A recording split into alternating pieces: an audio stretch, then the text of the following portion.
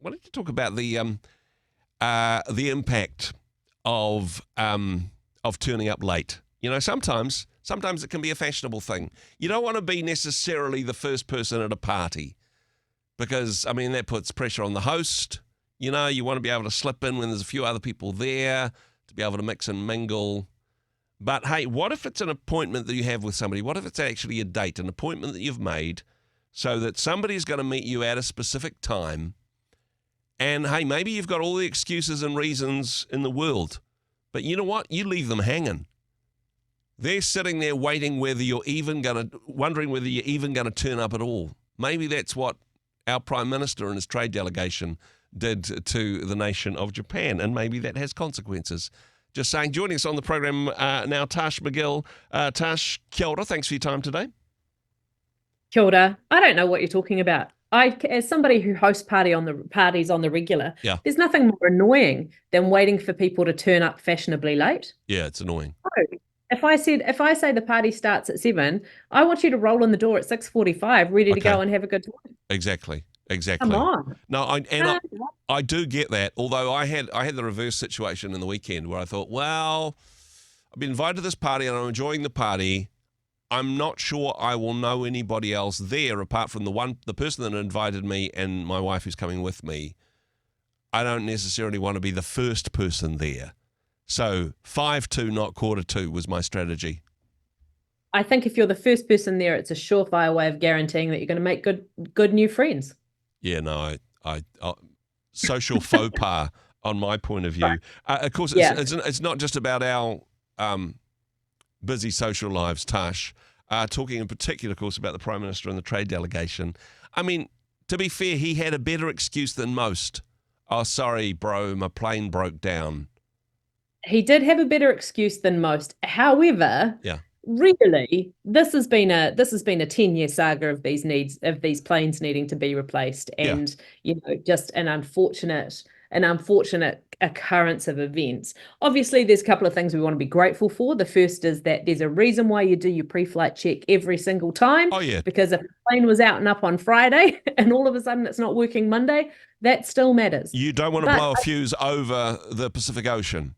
On the tarmac at Port Moresby is a better option, really, right?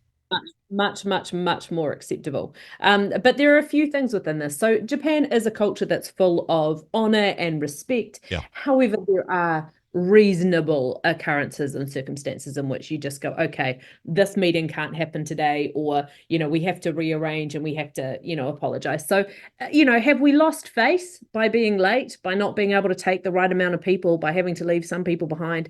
Yeah, it's embarrassing, but it's more embarrassing that it's like the 4th or 5th time in the last year and a half. Yeah. Come on. You know what's even more embarrassing? Mm-hmm. The number of people on my Facebook feed who are talking about this as if they've got both the opinions and the right to determine how the Prime Minister and his various delegations should be getting around the world, let alone the South Pacific. They got solutions, right? Absolutely amazing to me that this is the topic that people want to throw in and throw their weight in on, right? So not, oh my goodness, how terrible is it that New Zealand might be losing face in front of our most important trade partners? Mm-hmm. No. It's people diving in with their opinions on whether or not the Prime Minister should be flying commercial, whether or not the government should be paying for media, to be able to go with them, whether or not they should be taking, multiple representatives of tourism activities around the world. The absolute chaos of opinion without information, without qualified data that is being thrown around in this situation is mind-blowing to me. The thing which is it's very much be careful what you say, particularly if you're a politician and they're always putting cameras and recording everything, because a similar embarrassing incident happened to former Prime Minister Chris Hipkins, of course, and our current Prime Minister, Christopher Luxon, his comment on Air Force plane breaking down and the embarrassment that caused our nation, he says, well, when I become Prime Minister, which wasn't a given at that point, but optimistically, he says, when I become Prime Minister, I'll fly commercial. He should have stuck to his word on that one, it turns out. He very possibly should have. But look, the reality of the situation is that There's no airline in the world that can afford to keep a plane on standby for any prime minister or government requirement. And that's why we have these Defence Force planes that are available to ferry people around. They've got, they're set up in particular ways that government can continue running while, flights are being undertaken from here to wherever. They're of a certain size that people can get wherever they need to be, because I guarantee you that if Air New Zealand's flight schedule got too disrupted because somebody had to wait for Chris to jump on a plane down in Wellington, or perhaps make a quick diversion over to drop him off in Palmerston North for a handshake meeting with the scientists, people would be up in arms about that too. I think, from my perspective, we need to get a new plane, get 2 new planes. It's only going to get more expensive. But why is it when people get all wound up about how they think that this should go? And let's be honest, our politicians actually fly commercial all the time. But flying commercial is often not an option when you're going to these types of trade events. So there's 2 very different use cases here. However, rather than people getting wound up about, oh my goodness, well, we can't afford to spend $200 million on a new Boeing, but why don't we just look for the opportunity here? Why don't we be the first country in the world to, buy an Air Force One or a whatever you want to call it for Christopher Luxon? Why don't we be the first ones to buy a plane that runs on biofuel?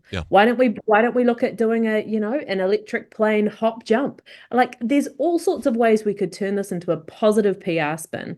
Or we could at least just be grown-ups and realize that, like so many things, this is just the cost of doing business, and it's the cost of being in government.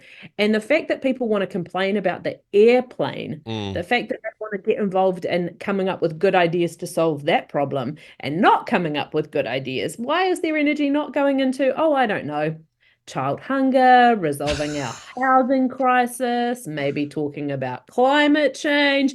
No. We should get wound up about the fact that the Prime Minister does or does not have a plane and is or is not entitled to one. And perhaps, everybody would be better off if he was flying in seat 1A everywhere. Exactly. Now, we do have a little bit of a unique situation. I'm reasonably certain, although I haven't done exhaustive research, that we're the only nation in the world where our Prime Minister used to be the CEO of our national airline. I mean, this is relatively unique. Tash, any evidence to the contrary on this one? I have not done the research. No, I'm pretty sure. I'll stand by my statement on this one, because there was a little bit of a power move from our Prime Minister, which I thought, is this a good look or a bad look? And want to get your opinion on this, of basically shoulder tapping his old mates at Air New Zealand and say, hey, come on, Greg, how about you serve drinks? It's party all the way to Tokyo. Is this a good look that our Prime Minister, who does still have corporate connections because that's his background, that he brings in the old boys club to get him where he needs to go? Was that a good look or a bad look in your opinion? In my opinion, it just looks like getting the job done. Okay. You know what I'm saying? Like ultimately, if I'm stuck on the side of the road with a flat tire, I'm not going to get too picky about who pulls over to help me change it. Okay? Exactly. Although there probably wouldn't be as much media attention on something like that. Something else I'm interested in your view on is entourage. Because if it is just seat 1A, and that's what it turned out to be, let's take the next plane, but it's not just the Prime Minister, it's the whole entourage. And I mean, this is what it takes to do a trade delegation. But actually, a question that's come up from this is, well, look, if it was just a handful of people flying together, we wouldn't have this problem. But the taxpayers also footing the bill for a whole bunch of journalists and for a whole bunch of businesses who are in business and possibly could pay their own way to a trade delegation. Yes and no. Mm-hmm. I mean, there are a couple of different things, and tourism's a great example of this, right? Yeah. Where it's not always just journalists, although, if we didn't send journalists, we wouldn't know what was going on in those meetings, right? Yep. So ask yourself whose press release you want to read. One that's straight from the here's what we'd like to tell you, or one that's delivered verbatim from somebody who was there as a witness. Yeah. So that's why I think it's important for people to recognize that media will always have and should always have a place in a democratic government and in a democratic government entourage. Mm-hmm. If we use tourism as an example, yes, there might be businesses that can afford to pay their own way. But when we take, there's a project called KiwiLink where we take representatives, marketing managers, CEOs, people who can talk really effectively about some of our best performing and most interesting tourism businesses. And we take them to places that are really important markets for us, like Japan and Germany, the UK and the US. Yep. And we get them working sometimes 16, 18 hours a day, talking to people, sometimes 62 different meetings in a day because they're 15 minutes long, pitching parts of the country that are a really important part of our economic drivers and performance. And so again, that's part of the cost of doing business. It's part of the cost of being a country that has so much economic reliance on tourism. Mm-hmm. And so that's the same model, but just in a different industry, in a different space. Yep. Same deal. If we want effective trade negotiations, if we want effective new industries, if we want, really good pricing on new imports or export relationships that we're looking at developing, there is a cost to establishing all of those things. And that's why the people that make up those trade delegations often bring a lot of really unique skill set to the party that government can't actually provide. Government is not the be all and end all. That's what makes it democratic. If it was the be all and end all, and if it was able to do everything without bringing a bunch of people along for the ride, we would no longer be collaborative, nor representative, nor democratic. Mm-hmm. So there's an awful lot of validity in just realizing, hey, New Zealand, we're a few tiny islands at the bottom of the world. And this is what it sometimes takes in order for us to make our mark in the world, in order for us to find the talent, the industry opportunities that we need to keep actually moving towards providing the kind of infrastructure and economic growth that we want to see here in New Zealand. So, and to be fair, blowing a couple of fuses in Papua New Guinea on the way probably meant that we made bigger headlines than we would have if we'd got there smoothly, right? Yeah, I'm not really sure that it's part of the broader marketing plan. That might be a stretch at this point in time.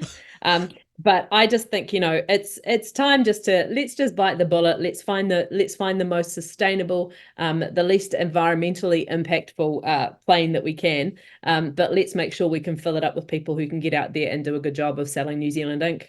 Another possible solution, of course, part of the entourage was Rocket Labs, who are now rumoured to be planning to send a mission to Mars as well. Perhaps Rocket Labs could design a plane for our Prime Minister. There may be a few people listening that would quite like to put a rocket under Christopher Luxon, but there we go. Perhaps a potential solution. Tash, appreciate your insight as always. Thanks for joining us. Cheers. Hey, thanks very much for joining us in the Rhema studio. Thanks very much for watching the interview. It's kind of nice to have an audience, actually. And if you did like what you watched, then do give us a like, do give us the thumbs up. And if you'd like to see more interviews like that one, or perhaps even better, subscribe and those interviews will come straight to you. Don't forget to turn on your notifications, and we'll see you in the next one. Cheers.